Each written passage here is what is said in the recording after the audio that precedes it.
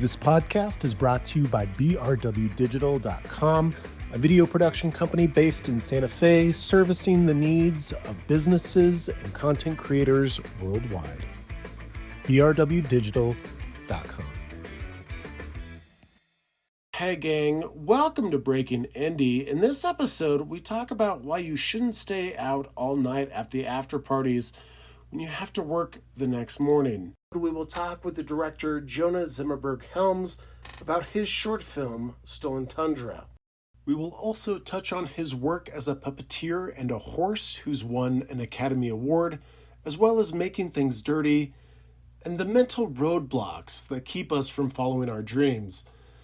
At the second half, we will talk to Delaney Bishop, who might just be the sweetest man alive, and he is also the director of the short film Animus.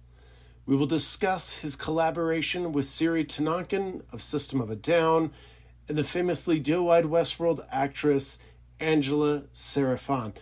I guarantee you I probably messed up their names, but they are huge staples in this industry who have accomplished so much, and I've learned a lot from this conversation. So, stay tuned in this episode of Breaking Indie.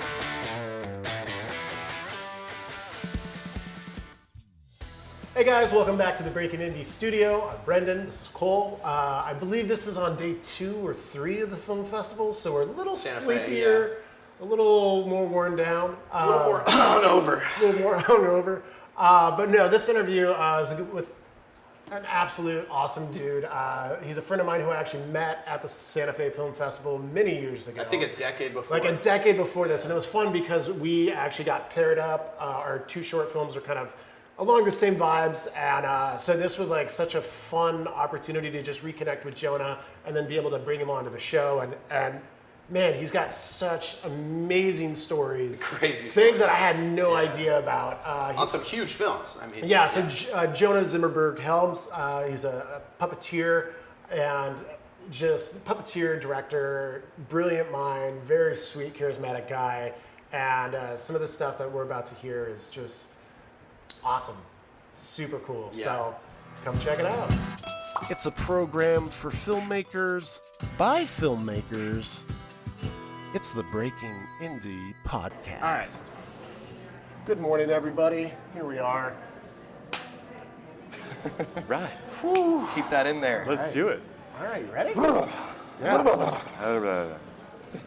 What is this, day 3? I don't know what day we're on, but we got in trouble last night for drinking all the tequila. Not all the tequila. We were sponsored by eighth of the tequila. Casamigos. Cesar gave us some high pours. Oh, well, no. So yesterday when we were shooting this, so we have Casamigos as a sponsor for the festival. And so they brought up a case, which I thought was for the Filmmakers Lounge. Oh, interesting. So we But were it said drinking. Brenden on it? Yeah, It exactly. said Casamigos Reposado, which sounds a lot like my name. Right, okay. Brenden. Right, exactly. So we're just offering, So we're our drinking panel. it. Oh, perfect. And then we Casamigos. found out this morning that that was a gift for the managers at Irv Wine Bar. Oh. So we're you like, guys had to make a quick pit so they're stop not- over they're at not- Kelly's Liquor? Yeah. Exactly. I was like, I owe you guys a bottle. Like, what time does Kelly's Sorry. Liquor open this morning? Yeah, so All we're right. not drinking tequila today. Okay. So my Unfortunately. apologies. That's all right. I was looking for. That's the only reason I agreed to do this. Me too. It's our podcast. Yeah, We true. only Why do am I it if here? we get to drink tequila on the podcast. All right, shall we do it? You ready? Let's do it. All right, cool. We're doing it right now. Oh shit, we've This been is rolling. it. Oh, Yeah. Well, hi. My apologies to keep you waiting, podcast audience. All right, let's 3, 2, 1, action. Ha! Hello, welcome to Breaking Indie. Did you see how I put my face on right there? Just jumped into character. Oh my gosh. Hi, Perfect. welcome to Breaking Indie. Here we are at the Santa Fe Film Festival. We are at the Filmmakers Lounge, so I do apologize for the subprime optimal audio quality. We're in a live wine bar Yeah. right now as we People speak. are getting hammered as we Below speak. us.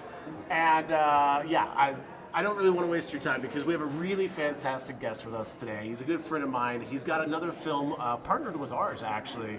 Really well-designed match pairing there because it's a post-apocalyptic story, as is ours, and I'm going to let him talk about it.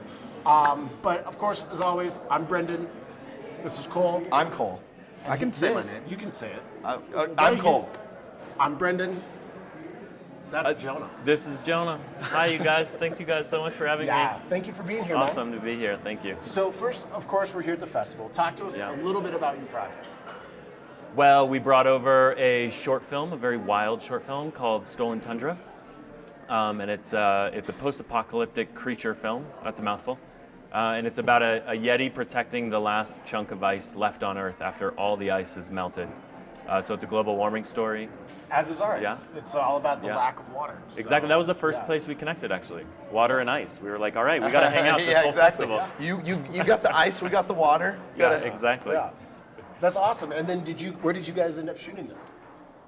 So we shot in the Mojave Desert, one of the dry lake beds outside of Barstow, and that was our primary location where we had the crew shoot. And we were all out there actually camping. So we camped for 4 days in the desert with tents and RVs. It was kind of like Burning Man. Okay. Except for Charging batteries on like a generator in the RV? we had cars, we had generators. We had some porta potties out there. And since we weren't paying for hotel rooms, we brought in a 5-star vegan chef. Oh, wow. So it was Really? actually, Awesome. to this day, and I've worked on some big movies, to this day, the best catering I've ever had on any film set was our little short film. And we were camping every night in like 50-mile-an-hour winds in the desert, but we were eating great. Which says a lot because outside of being an amazing director, he also has a really incredible background in creature effects, special effects. We worked on some films together like Lone Ranger, Cowboys and Aliens. We started out together, basically. What else? Same Million time. Ways to Die in the West. Some other. You worked on the Revenant, dude. I worked on the Revenant. I got some stories on the Revenant for sure. Not for So, you. like, Those he's are worked for on a us. lot of I'll big tell secrets, some so. stories. Yeah, Some I no, can't tell, some I will. For what you can share. I am all 100%. ears. I love it. So Yeah. Well, let's start there. Actually, a little bit about like how you started in creature effects, or like what was your background? How did you? We how ask did every it start? filmmaker. Yeah. How did you break into the industry? What was that like for you?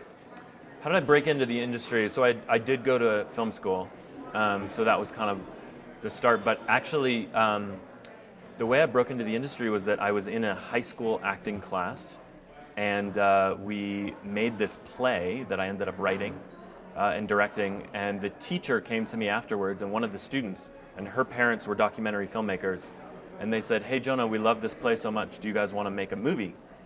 And I was like, I'd never made a movie before. And the three of us had no idea what we were doing. But we were working at the Atomic Grill. We took our tips all together and we bought a camera for $3,000. And then we asked all our friends to make this feature film. So I was 19 years old, just graduated high school, and we spent the whole summer making a feature film. And it actually premiered at the Santa Fe Film Festival. Hey, Bring it this full is circle. full Full circle. It was like this. I was like trying to think about it. I was thinking it was 12 years ago to the date. Wow. And I mean, literally, we're using a mic stand as a boom pole. We didn't even know that you were supposed. Monopod as a tripod. So we're a little Dutch on this one. We've doing got the best we multiple can. things going on So right now. I started out directing, and then that segued into going to film school. And then after film school, I was like, oh, how do you make money in this industry? And so I started out PAing, basically on little projects. And the very first film that I was on right out of film school was Cowboys and Aliens. Oh wow. Okay. That was the first big production, paid production. And I got assigned to work with these creature effects guys who were doing these animatronic horses on that film. Fast forward a year, I moved to LA and I was looking for a job, hopefully as a director, but the only people who called me back were these weird creature effects guys. And so they offered me a job as a runner at their effects house. Okay. So I was in LA working as a runner, and even though I had moved to LA, all these guys were getting hired because they were mostly doing westerns on films in New Mexico. So I was living in LA, and my first job in LA on a film was back in New Mexico. So I came back here, and they like rented me a car and a nice hotel room. Hi, and my Mom. mom was like, "Why aren't you staying at my house?" And I was like, "I'm a movie star now, Mom." I got a hotel. So, one of the interesting things about like these creature effects are just like the way they look. Yeah. It's so bizarre. And yeah. if you just like walked by and didn't know what you were looking at, you're like, what the fuck is that? Could you describe to our listeners and viewers like a little bit like the rigs, what they kind of like, how those, like the horse ones, or like? Yeah, can you so describe that for us? I spent 8 years playing a horse's ass. That's my claim to fame. I bought my house off of a horse's ass. That horse, we actually won an Academy Award for that horse. It's been in so many different movies. I think the first one was The Last Samurai. Oh wow, yeah. Yeah, The Last Samurai was the first one, and that was $1 million horse that they built for Tom Cruise. It's the most sophisticated animatronic that's ever been built, and that was before I even got involved. And then they take that mold. So essentially, they have a fiberglass mold, right, which is basically the sculpture that they use in order to build these skins. Basically, the top half of the horse, top half, right? yeah. Like no legs. So essentially, so the original one was a full horse. It had legs. It was rearing. It could fold over. It took, I think, 8 puppeteers That's crazy. to accomplish. Wow. It was the most, like I said, it's the most sophisticated animatronic ever built. It was so sophisticated that it never appeared in another movie because nobody would pay for it. It's so expensive. You know, like think about it. Puppeteers are principal performers. So Yeah. that's 8 people on a SAG contract. You know what I mean? So most productions were like, this thing's too complicated, it's too expensive, and it's too unreliable. So they took that same sculpture that they used for that horse, and they built a much more pared down running horse. And so this horse didn't have legs, and it was basically on a kind of a pendulum system, and it would just rotate. The hips would move. It looked like it was running. The head and neck would go up and down. We did put little animatronics in the ears and the eyes, so it was eye blinking, ear movements. And then the skin job, the artistic job on it really sold the horse. Yeah. So it's a beautiful puppet, and I think it wasn't the sophistication that got us the Academy Award. I think the reason is because of how many horses' lives it saved. Because there's so many stunts that real horses can't do safely. They used to, you know, back in the day, they would have these horses and they would trip them and stuff, but we're trying to be a little more humane now. So this puppet really allowed a lot of filmmakers to do a lot of really interesting things. That's cool. Yeah, That's so great. I spent 8 years with this one puppet. What movie Yeah. won the Academy Award? It was right after The Revenant. Oh, okay. It was a technical award. Yeah, it wasn't movie specific, so it was a technical award for that puppet and see. all the different movies that it had been in. Got it. And there was another variation of that puppet, which is a flipping horse, and that was specifically designed for death scenes, basically. Oh, wow, So yeah. this horse we'd put a stunt rider on the horse and send it on a trolley track, and it would hit a stopper and then get kicked in the butt with an arm, and it could do a front flip or a nosedive, and with a stunt guy on it. I don't know if you ever saw this one. We had it on the Lone Ranger and on Cowboys and Aliens, actually. I mean, I saw a lot Yeah. where it's like on the track. So for those like medium shots where you kind of like frame up. So the that's top the of running it's horse, like- yeah. That's the running Yeah, horse. yeah. I don't think I Yeah, the saw flipping the horse flip was for horse. death scenes. Yeah. I mean, it was a wild rig. Yeah, that's but, crazy. But really crazy. Yeah, it was fun. Yeah. That's wild because, you know, as someone who, I'm hearing about this for the first time. I Yeah. didn't even know this existed to a degree. Yeah. I probably have seen these films and couldn't even tell you guaranteed. when it's an animatronic at all. Yeah. Well, if we're doing our job right, crazy. you can't tell. Yeah, wanna know. exactly. But I got to tell you, you really have to be particular how you shoot these horses to make, or any creatures really. You know. Well, that actually makes me curious about the Revenant because so much of that are these long takes, wide angle, like Yeah. hard to hide some of the rig. Did they like VFX clean up?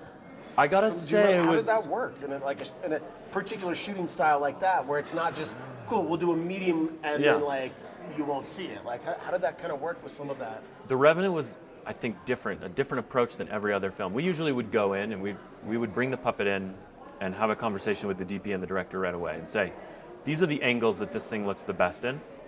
I wouldn't, stay on the horse for more than 3 seconds, and I would always try and have some sort of an object in between. You know, if you can, make it dirty in some way. Handheld is the best. You know, between the ears, and primarily what you're looking for is the actor, right? You're trying to tell a story with an actor, and if you're trying to tell a story on a horse, use a real horse. But we showed up on the Revenant, and as you know, Chivo was wanting to shoot this on like these super wide, almost fisheye lenses, and he wanted to show the whole thing. And it was counter to every way that we had ever seen this thing get shot. and yet somehow it works. And I really credit that to Chivo and the way that he was able to shoot it. And they did marry some VFX to it, and often if the budget allowed, they will do that. So, like for example, you can't really see the horse breathing or the bristle of the hair. As sophisticated as it is, the camera actually investigates it closer than the human eye. So if you see it with your eye, people would look at it and be like, oh my God, it's perfect. You put a camera on it and you can tell within, like I said, about 3 seconds that it's not. So they added a little VFX. You can see a little bit of breathing going on. Such detail. A little detail like that. They added some like little bristle on the face, stuff like that. But we had a lot of little tricks too that we would do. We would little details that people don't even think about. We would take some KY jelly and we would put it on the eyes and in the nose so it looks like it's sweating like and nostrils. Yeah. Interesting. Oh my God, we have this is a funny story. On the Lone Ranger, there was a shot where Armie Hammer jumps off a train onto the horse and he lands on it backwards and he catches the tail to secure himself, right? So he pulls up the tail and they're looking at how to shoot this thing and they see that you can't see the anatomy, the butthole of the horse under the tail. And they're like, you know how it is. It's like, we got to shoot in an hour. And they look at me and they're like, Jonah, you're the horse's ass. You got to fix this. Can you make a butthole? This horse? Can I say that on the phone? Yeah. And I was like, I don't know. So all of a sudden, this team came together, right? Joel Harlow, multi-Academy Award winning makeup artist, myself, Mark Rappaport, who owned the horse, also, one of the legends in this industry, Todd Minobe, who was there, who was like the head mechanic. The four of us are there, like scrambling to try and make this horse's butthole so we can put it into the shot. I guess they got a photo of me. One of the grips got a photo of me, like nose right up to it, painting like this, right? And I remember years later, I was on, I think it was Godless. And this random grip comes up to me. He's like, I recognize you. And I was like, what? From where? He's like, let me show you my trailer. Takes me back to his trailer, and they had this photo of me. And I'm like 22 or 23 at the time. And there I am, like nose right into the horse's butt. And that's when I was like, okay, I need to switch careers. I think I'm going to move to directing. Exactly. Yeah. It's time. So I guess that's a great segue. Let's talk about your career as a director. What kind of projects have you been keeping busy with? Yeah, it's so interesting. Like film festivals are so interesting, right? Because you're here showing people a film that you made years ago. Right. Right? And you're already on to your other projects by the time, you get to finally share these films with so many people. But like I said, I started out directing. That was the first thing I did. I made 2 guerrilla features. And I didn't know what I was doing, and I think if I had known what I was doing, I never would have done it. Right. So, we just did this directing panel, and the director was up there, was like, just make movies. I really do think that that's true. You just make films, and all of a sudden, you're a director, and you're making movies. But the money part gets into it, so you had to support yourself, so I did that for years. But the whole time, I never gave up on wanting to direct, so as I was there doing the creature performing, anytime I had time off, I was just writing. I was working on my screenplays. And eventually, I wrote this screenplay about an opera singer who transforms into a werewolf as he learns to find his voice on the operatic stage and learns to howl. And 2 big production companies partnered on the script, and they picked it up. And so I was like, oh my gosh, maybe this is my moment. And so we then we took that script and we pitched it around. And that's kind of what gave me the courage to say, okay, maybe I can do this thing. Maybe there is a path forward. So that's when I kind of started to segue more into directing. Cool. Okay. Can you still walk us didn't through... get made, but still out there. Right. Exactly. You guys want to make it? Let me know. Yeah. So when you say you got 2 production companies that were on board, can you kind of explain what that means a little bit in more specifics, and B, how did that come about? How did you have this connection? How did you take a script and attach it in some way, shape, or form to I used to joke, I'd be like, because I worked on this project for like 5 years, I used to joke, I was like, every year we got another producer. Yeah, well, it started out started out with myself and then my best friend, who was an opera singer. So it was very much based on, in some sense, on his life. So the two of us kind of were the original creators. But we didn't know how to produce a movie. We didn't know how to raise any money. We didn't know what we were doing. So we were trying to think about who would be the perfect producer for this project. So we found a producer named Matthew Principe, who was working at the time on the Met HD films. So the Metropolitan Opera, Right. They have a whole, a big part Theatrical of their, release yeah, they series, do these yeah. big theatrical releases of their things. So this guy, we had a meeting with him, and it turns out that what he really wants to do is produce independent movies. He wants to be a werewolf. Exactly, he wants to be a werewolf. He really connected with the material, he connected with the film, so he was the first outside producer, outside of James and myself, who came on board.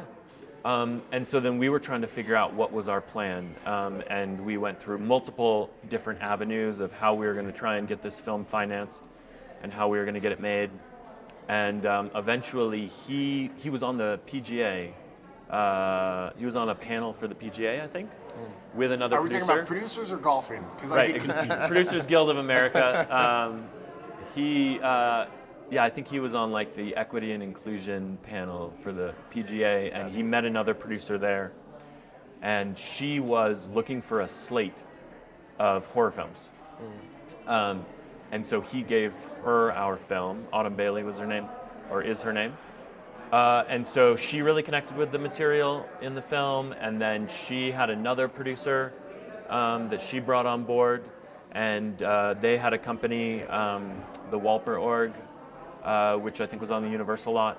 So her company and this other company, they partnered on the film, and then basically goes to the lawyers, and they have to figure out what Right. kind of contract you're going to sign. And I am not the most intelligent on all that stuff. That's and the part why where you just go, and I'm yeah, like, you guys. okay, you guys figure that Let me part know. out. I'm going to take a quick Exactly. ad break, Yeah. and we're back. Yeah. But there's, traditionally there's options, there's shopping agreements.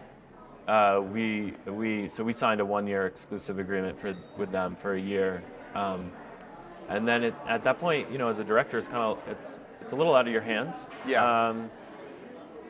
In some sense, although now looking forward at it, I would say it's not out of your hands. It takes a family. Everybody needs to be constantly fighting for a project to get made. Sure.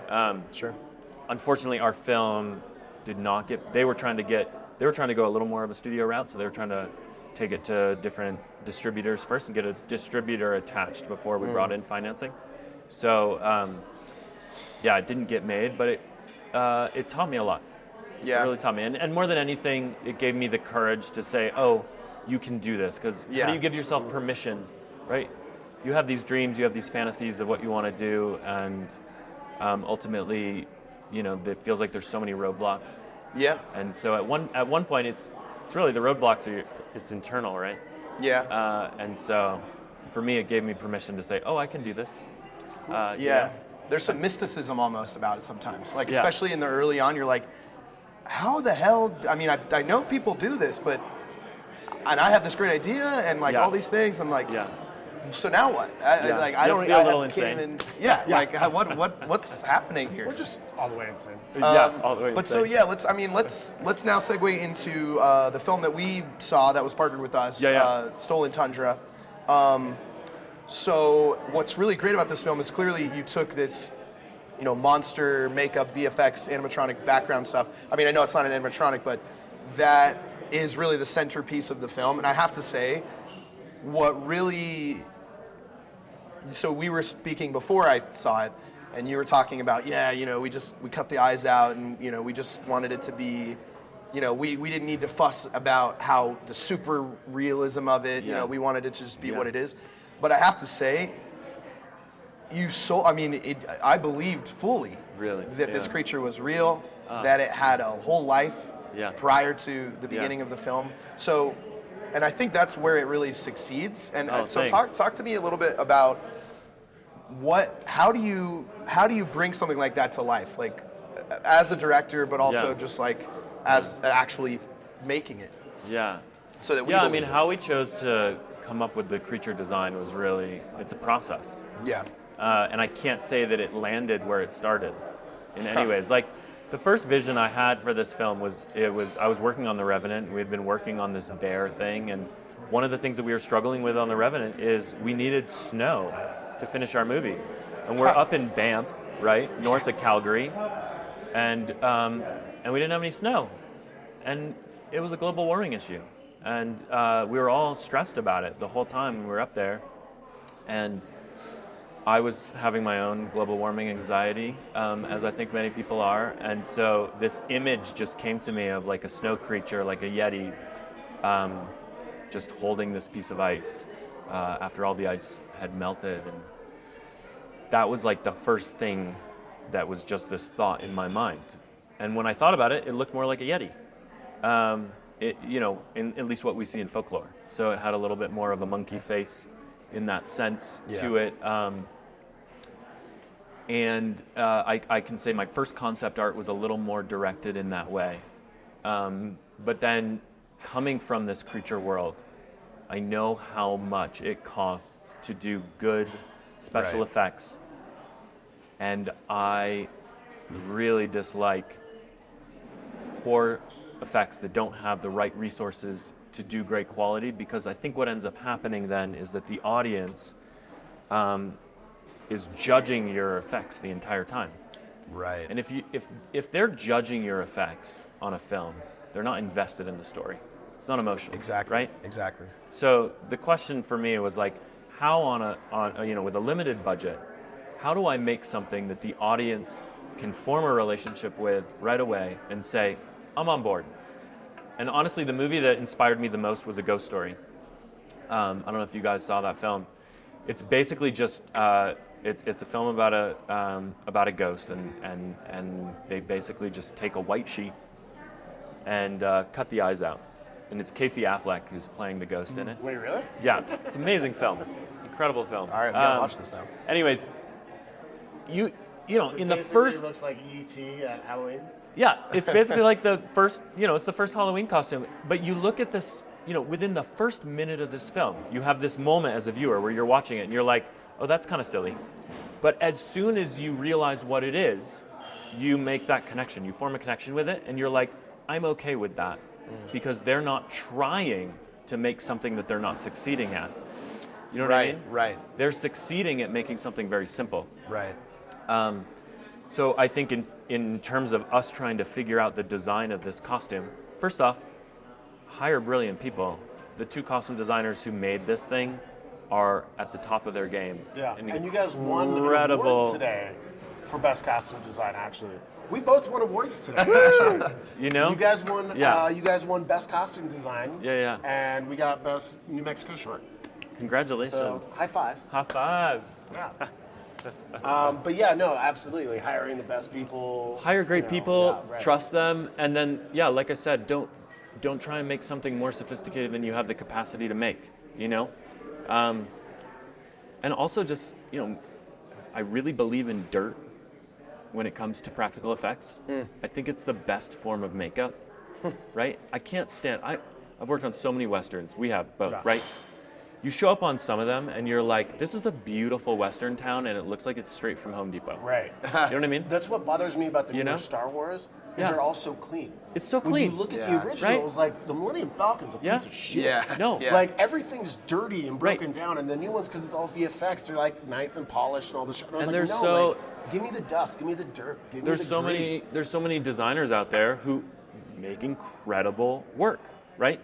But I really enjoy working with storytellers. And storytellers look and they say, oh, what's this need to be for the story? Not how do we make this look the best? You know what I mean? Right. What tells the story? And this is a creature who is, famished. So it's like, how do we make this feeling of the skin, Yeah. coming off the bones, like it's not eating enough? How do we really make this thing feel dirty? I totally agree. Yeah. I felt bad for my actors in our film because I was so rushed and busy. Yeah. I didn't really warn them. I just threw dirt in their face. No, 100%. I'm like, hey guys, we got to roll. Yeah. But I mean, dirt. I mean, it's so funny. I mean, we're talking about dirt. That was Okay, my here we are number on the one podcast. note to everybody. Was like, make it dirtier, Yeah, make it dirtier. Because I mean, dirt. What dirt does is it tells a story. I mean, it tells a story. Yeah. It has existed before now, and I Yeah. think that's to me the biggest suspension of disbelief for any film. Okay, yes, we as the audience are beginning. We're seeing this, and this is the beginning of the film. Yeah. But there's a world that exists prior to us now watching it, right? 100%. So yeah. how do you sell that? How do you make that real? Yeah. Because then once you make that real, Yeah. oh, I'm on board. And Yeah. so with your film, You just need to get people on immediately- board, and then yeah. I was like, Well, this Speed, creature's you been know? We are wandering for trying a to long get time, dirt things like on that. the podcast. We're Yeah. trying to interview Okay, dirt and good. be like, tell us your story. I know a lot of dirt from all How over did you the get world. so dirty? Where did your dirt come from? What is your motivation? Yeah. Yeah. And I think another thing I will say that really sold the creature for me in your film was the sound design as well. Oh, absolutely. Definitely. That was Yeah. a process. That was. Yeah, I mean, how did you guys go in? how long did that well, take? I mean, what was that? Well, I mean, like, what did you use to make those sounds? Yeah. For the Yeti itself, Yeah. I'm giving I you some can't free think of a ER more real quick. stressful part of making that film than that, right? Because I didn't go in with a plan of what it was going to sound like, right? So it starts with just Dexter Jenks was the actor in the suit, Yeah. and Running on just to stilts, plug blind. somebody. Amazing. He's a dear friend, but I've worked with some incredible stunt people in this world, in all these films, and this guy is still to this day pulled off one of the most incredible stunt performances I've ever seen. What he was pulling off. I mean, this suit is not—he's on stilts. We're in the Mojave Desert where it's hot, and he is in a 70-pound suit, and he can't see. He's blind. Literally blind in there. Yeah, that's crazy. And he was doing full-on stunts, Wow. Anyways, what was the question? I forgot. I got the sound sidetracked with my design. love story Yeah. with my The actor. sound And then design. I'm So like, what's hey, you got. Well, Okay, okay. Did we talk to So- you guys also shot in Denali? Did we mention that? We shot in Alaska as well. Yeah, Yeah. that's a whole other story. I can tell you that. But to stick to the sound, so it started out with just hearing his voice. So I had this great soundtrack as we went into the edit of emotionally what this performer was going through, right? And then it was like, okay, well, how do we take this emotional journey and how do we add the creature sounds? So I went through every single creature sound that is in every single effects library that I could possibly get my hands on. I mean, I can't tell you how much I searched far and wide to find different creature sounds, and I couldn't find anything that really did it for me emotionally. And I even brought in a voice actor who I love, and I'm sorry I didn't use your work, but she did a number of sounds for me. And it just didn't quite have the gravitas that we needed. I feel like maybe if we had had more money with a more sophisticated system, if we had been at Skywalker Ranch or something, we could have built every one of our own sounds. But eventually I can't even remember, but I found a group of recordings from an old bear who was in a zoo, who was in its later years in life. And it was basically a whole library of this bear's sounds. And I was able to purchase basically this library of sounds, and that became the foundation of the voice. And it's honestly, if you actually go through the film, there's probably only like 5 sounds that this Yeti makes. And it was, how do I combine them, shorten them, lengthen them, play with the pitch, to actually create, the language of what this what this Yeti is saying. So, primarily bear sounds. That's the short answer to That's the crazy. long answer. Wow, dude. Yeah. That's awesome. But sound is, we say this all the time, but it's the truth, right? Sound is 51% of your experience, and on this film, maybe even more. And now, part 2. This episode is sponsored in part by Santa Fe Improv, an educational nonprofit based locally here in Santa Fe, New Mexico. Yes, and? Santa Fe Improv has classes for adults and at their Black Box Theater, educating players at all levels of the craft of comedy improv. Yes, And they put on shows regularly that you don't want to miss. So visit santafeimprov.org to get the latest updates on shows, classes, and community events. Yes! santafeimprov.org. Am I doing this? Oh yeah. Do you want? Oh, sorry. I thought you were going to do it. I can do it. No, it's all good. Hey guys, welcome to the Breaking Indie Studio. I'm Brenden, this is Cole, and we are again at the Santa Fe Film Festival with Delaney Bishop. He had a really awesome short film called Animus. Yeah, Animus was awesome. With probably, I'd say, like one of the biggest names, especially in the shore world. Like, you probably know her from, what, Westworld? Yeah, Angela Serafian from Westworld. So yeah, I mean, she was pretty much the biggest named actress, I think, at the in the shorts category that we were all in. Absolutely. So it was really cool to talk to him both about his journey, starting from music videos, moving into narrative, but also the journey specifically of this film, directing Angela. Just a lot in there. Also, like, one of the sweetest dudes. Yeah, like, he's like, obviously, like, we were pretty stoked to have him on, and he's also at the same time like, can I bring you guys coffee? What do you guys need? Like, just like so really nice, really awesome, but also a great conversation. So let's listen to it. Check it out. The last one, were you tripping out? Like, I felt like I was starting to hallucinate. Like, that light was strobing. Dude, well, these right here. And I was like, dude, I don't know if I'm hungover, but like, that light is killing me. It's not doing it now, but like, it was flickering, and I was like, you're talking about this? No, I was talking about these practicals. And I was like, dude, I don't know what is going on with that light, but it is. I thought you were going to say, hey, were you tripping? Yeah. Well, that is what he was asking. Has that hit yet? What's in the water? Has it hit yet? What's in the Are you water? peeking? Awesome. Okay, cool. Hey guys, welcome again to Breaking Indie Podcast, podcast about filmmaking and all things film. We are once again at the Santa Fe Film Festival, and we're joined here by another one of the filmmakers who actually won Best Short. Just won Best Short. Thank you. Really, go ahead and introduce yourself, and let's get into it. All right. I'm Delaney Bishop. I am the director of a short film called Animus. And this morning there was an award ceremony, and I went because it's an event, and the moderator there, Rodrigo, I had promised him last night at a party to bring him some coffee and some pastry. He's like, dude, you're going to this other breakfast first. I'm going to need some fuel. We chatted for a while. I was like, can you just bring me the coffee? I was like, I'd love to. That's exactly what I would want. And then I go with a big plate I get him a coffee, I get him a cream, I get him some sugars, I get him another cup full of pastries. And at one point, and I was talking to people so much, I was like, damn, this coffee's cold. So I go to the lobby, I was going to put some more in a different room. I dump it out, and then the lobby one's empty. So I have to go back and find the first room with get the hot coffee again. It's spilling, it's a plate, and walking across town with it. And it's cold, so I'm like, the coffee's getting cold. I get to the museum where the awards are, and mind you, the awards, they're not at the end of the festival. They're like, it's right in the middle. It's like the middle, and it's like, you middle go out to and the like party, the morning, right? The night out, like we're doing the whole after party thing, and then it's like, cool, at like 9 a.m. you gotta be at the thing. And you're just like, oh god. Dude, this breakfast before that was at 8. Yeah. Not only was it 8, so I rushed over. I just have some coffee, no food, and the room's locked, and there's no food. So finally we get in, and there's this panel, and it was good, but it's like, you know what happened? The Hilton thought it was tomorrow, so that's why there's no food. Oh, good really? Lord. I'm starving. Late night. I only had one beer, but because of the altitude, I guess, I had a headache all night. Yeah, sure. So I'm like, I just want some fruit or something, Jesus. And so then that's at 8. Yesterday, Friday, I had a meeting at 6 a.m. in LA. I get here, I'm rushing. The Uber over here was a whole other story.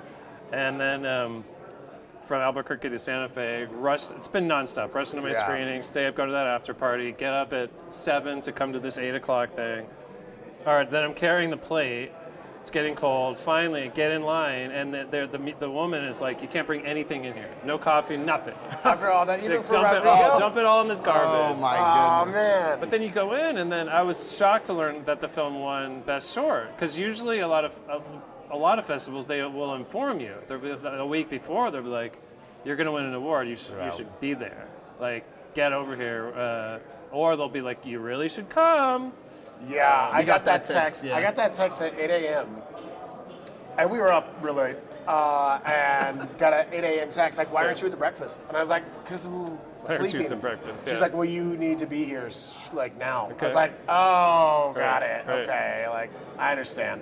Last year, he and our other friend Robin had another short in the festival, and I was told by the director, like, hey, make sure your friends are there. They've got an award for best screenplay. Okay. I didn't understand, again, that the awards were not at the end. I thought, because they had a like Hall of Fame awards, Right. which was different than the actual award ceremony for the festival. Yeah. So we're sitting out at dinner, and I'm like, oh shit, dude, like, I'm sorry. You guys won an award, it just happened, we missed it.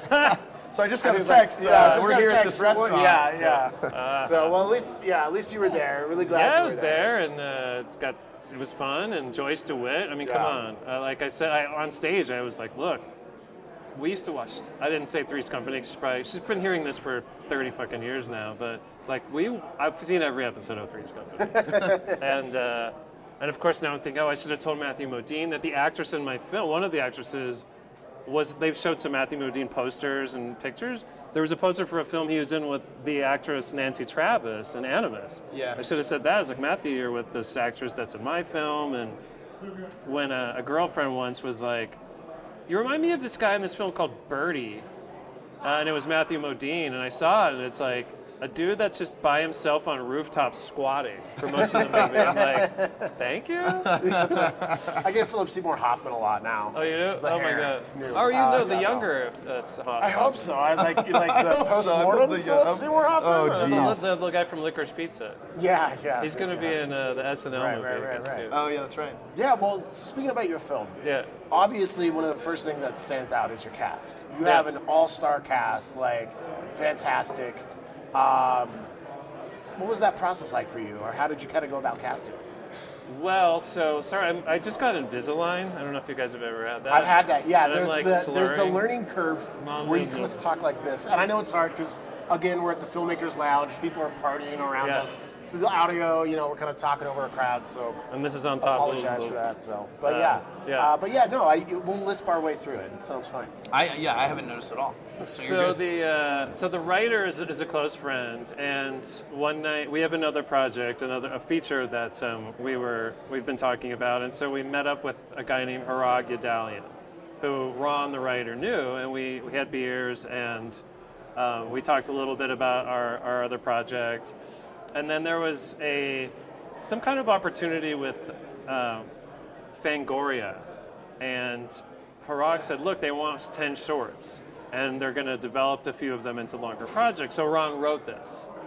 And then by the time he wrote it, he's like, yeah, that whole shorts thing, it turned out to be not a very attractive deal. It's like they basically own it. But then Harag was like, but I want to make the short. And he's like, Delaney, I want you to direct it. I was like, okay, that sounds great. And then he's like, well, I know Angela Serafian's brother pretty well.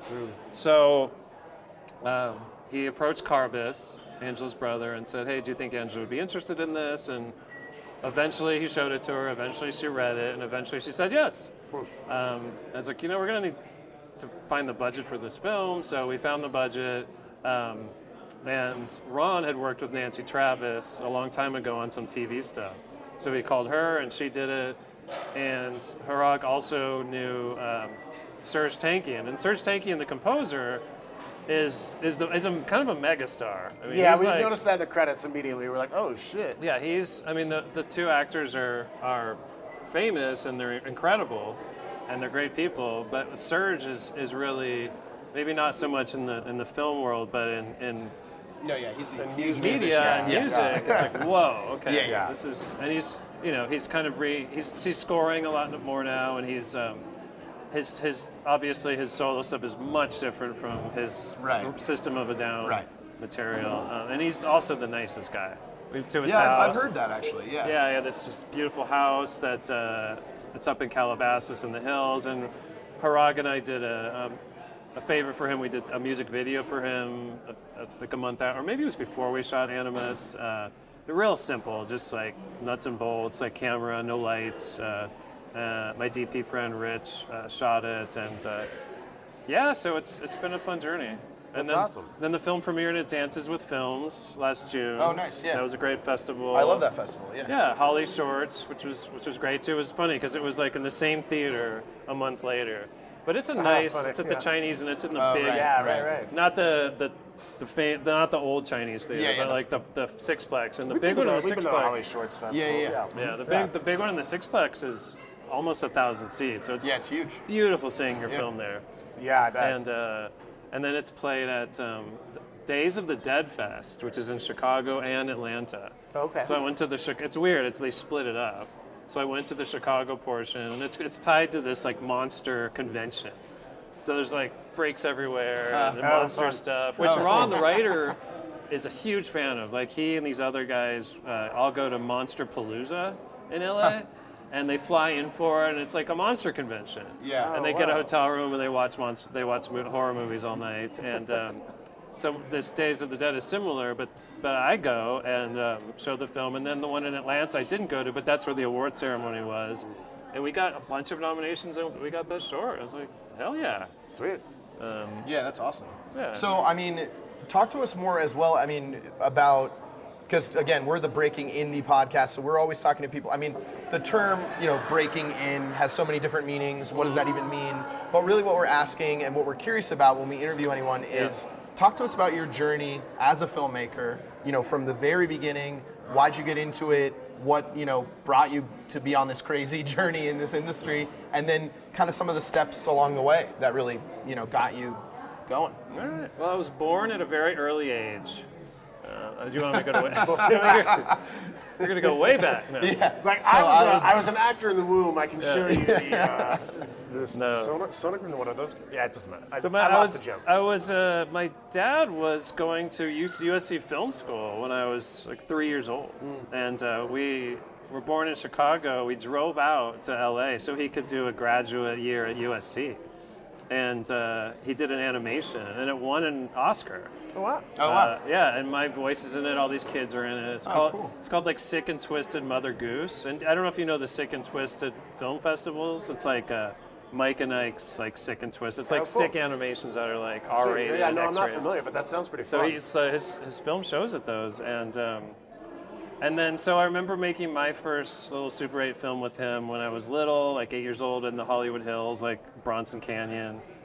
And then I think I was 16, and then he became a commercial director, and I would PA on his sets, and I was horrible. I would break things and crash cars and stuff, and get yelled at by grips. But you still haven't lost the humbleness to say, I can get you a coffee, Rodrigo. I got I will get Rodrigo you a some coffee. coffee. Like, Humbleness is. Mike Tyson said, if you're not humble, humbleness will find you in this life. Oh, yeah, wow. Yeah. Oh, interesting. And he's like, and by find you, I mean me. They will punch you in the I face. will humble you. No, I mean he got like I think he went broke or like Yeah, no, for like sure. shit comes around. So Yeah. you were doing you did some PA work, kind of Doing PA work, then I got into NYU somehow, and I was going to go to Santa Cruz, where almost all my friends went. My mom was like, "You got an NYU, you should probably go." And they were doing pretty well and during that window of time, and I got to go to NYU, and it was fun, and it was great. But I came back to LA because that's where I grew up, and my friends were, and my roots were, and I PA'd for a while, and at the end of NYU, I got the bug for VFX, like CGI. I was like, damn, with CGI, you can actually do anything. Like you can literally do whatever you think about. And now I think like maybe AI is kind of doing that for people, but I know AI is a tricky subject, and none of us know what we're doing really, even though this last panel was kind of about it. But so I got a job at a post house, and they did VFX, they did compositing, they did color, and I learned it all. So I was PAing and I was learning all these VFX and then I got fired. And but during that time, I was shooting like fake commercials and shooting photography of music, like spec stuff, shooting music videos, and then I got a reel together. I shot some bigger and bigger music videos, and then I got signed as a director at a place called Chemistry. I did videos for people like Jurassic 5 and Cut Chemist and Nigel and Pete Yorn. and then Marilyn Manson. Dude, that's awesome. And then did a short called Death of Salvador Dali, and that did very well. That it played all over the world. It played at MoMA, New York. It premiered at South by, and South by was so incredible. This is a great festival too. And from there, I was able to just get more commercial work. I was working with NBC for quite a while doing their promos, and that was a lot of fun because it was this new network called Mundo, so it was like a bilingual network, and it was kind of like, I think it was, a lot of people came from MTV and MTV Latin America, and it was kind of a startup, so we were kind of just doing whatever we wanted. For like 2 years, That's we were cool. just, You get a little and we got to freedom direct and edit and pitch just crazy stuff. It was the best. And then I formed my own company called Bishop Takes Queen and did a lot of branded content. I shot a feature and that came out in 2021 called Terrorize, and it's a found footage feature, but it's got a pretty big twist on the found footage front. That has distribution through Indican, and that's won a few awards too. Director's cut coming soon, hopefully, if I ever get any time. And now, Ron and myself have two features, one of which is a feature that he built off of this short, and it's good. And the other is a feature, it's a contained rideshare film that takes place in real time, almost entirely in a car over one night. Oh, cool. And it's a tense thriller. It has a lot to say about gender stereotypes, so it has something to say, and it's got a good twist. So that's such a no-brainer. That's awesome. And they're both fairly reasonable budgets. Looking forward to getting into those. How do you feel about what's your thought process on? So you're saying you have the feature version of this short. Mm-hmm. What are your thoughts about having that short at a festival? Taking it on many festivals, right, and getting that building up buzz. Do you think that's like a really a good strategy to then get eyes on the feature, or what do you think about that? I think generally no. I think as many, even if a film goes to a ton of festivals, it really has to be like a lightning in the bottle, like Lights Out. I can't even think of any other ones that like the public, it creates awareness, public awareness. Like there's just too big of a pool of content out there. Like even then, like the films usually take so long to come out. It's like don't even bother telling anyone until it's like you have a marketing plan and the film is ready to drop. I don't think a short is gonna promote your feature unless it's like, holy crap, I've never seen anything like this. Right. Which, even Lights Out was like 10 years ago, or maybe 7 years ago.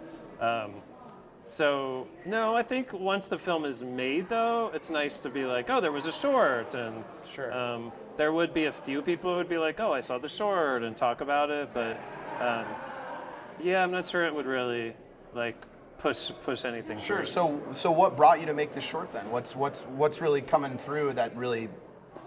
Well, like Ron wrote it, who's it's a very close friend and collaborator, and then Harag said, "Do you want to direct this?" And so that was it.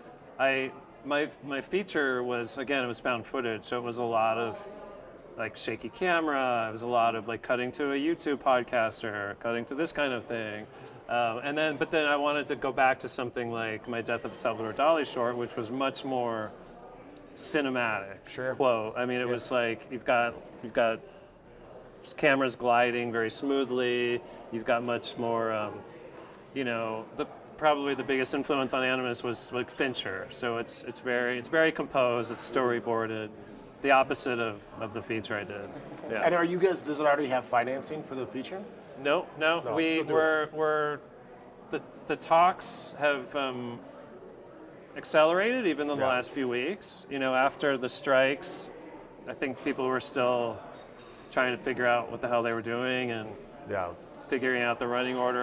Ron has reps that are putting it somewhere on their itinerary to show people. But in the meantime, you're still in the meetings kind of. Yeah, process. but we're also, Cool. on a parallel track, like having meetings and showing people. So, yeah, so it's just we're just getting the ball rolling. That's great. I mean, since the strikes were the end of last year, then we had the holidays and things kind of getting settled into March. So, yeah, I mean, All right, so do you guys have any method of distribution for the short? Like, is there a way that we can plug for people who want to see it? Will there be an avenue outside of selected festivals like this where people well, can actually I think now there will check it be. out? It's called Animus. Carbis Serafian, who is a co-producer on the short, is in charge of the distribution for the short. And I know they talked about some channels like going to Amazon and going to a few other entities, but we've just been on a text thread in the last few weeks saying, guys, let's just put this on YouTube and show it, just get it out there. Well, with the cast that you have and like Surge and stuff, like I feel like just as it is, like there's a lot of life to that. There's a lot of marketability to the short alone, which make the feature great. Right. But I feel like it, and obviously you're winning awards. Like the quality is fantastic. It's a beautiful film. I think there's a life to itself by itself as a short too. Yeah, I mean, we do too. It's something that could fit into a 10-minute slot. Some have said it would be best paired with maybe two others that are 10 minutes, so there could be a 30-minute program or anthology. Totally. So I think they were working on that last, but is it okay? Do we want to keep it on these platforms and maybe make a little bit of money? Right. It's never, it's a short. How much is it really going to make? But or just kind of at this point just get it out there. Yeah, I mean it's an interesting time and it's an interesting question and conversation because when you make a short, especially when you're at a different stage in your career, but especially when you're like coming up and you make a short, you're trying to get stuff out there. You're trying to get people to notice your abilities as a filmmaker. But it's an interesting thing because I fully support and am down for just the short living on its own, like you said, like on YouTube, that, developing that like method of instant internet distribution. I wish that was a little bit more common. Yeah, right? exactly. And I feel like with it's coming up, the though. quality of like what you guys did. Yeah. But I thought you might have been talking about because Netflix is starting to do shorts and Amazon, something where it's actually a paid VOD thing, which is an avenue. I mean, still, it's a very small avenue. Well, hey man, thank you so much for letting us talk to you. Thank you. Teaching us a little bit about. That was like not a good handshake. I get better at it. It was great. But dude, like, we were just so thrilled. We got to be partnered in your same time Yeah, slot. no, your film was like, epic. I mean, was your awesome. film was like something you'd see on fucking at HBO. It was cool. Thank you. So that's a huge compliment. Yeah, that is. High praise Especially from coming you. from. Yeah, I mean, thank you.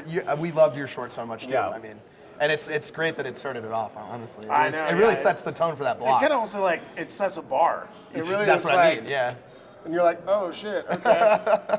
That's where we're playing. Okay, all right. That's a fun sandbox. All right, let's do it.